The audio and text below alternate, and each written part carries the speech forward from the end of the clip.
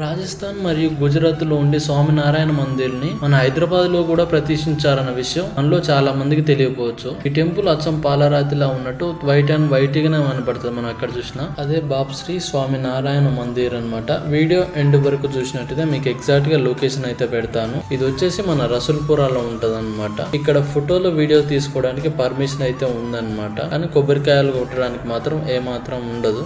కొబ్బరికాయ అసలు దరిదాపులో కూడా ఉండవు. ఈ టెంపుల్ అయితే 2004లో నిర్మించారనమాట. ఎంతో పీస్ఫుల్ గా ఎంతో అద్భుతంగా అనిపించింది నాకైతే. ఎంతో ఆహ్లాదకరంగా ఉంటది. చాలా విజిట్ చేసిన వాళ్ళకు మనసుకు మాత్రం లోపల చాలా ప్రశాంతంగా ఉంటుంది. టెంపుల్ టైమింగ్ వచ్చేసి నేను డిస్క్రిప్షన్ లో ఇస్తాను, మీరు ఒకసారి విజిట్ చేసేయండి.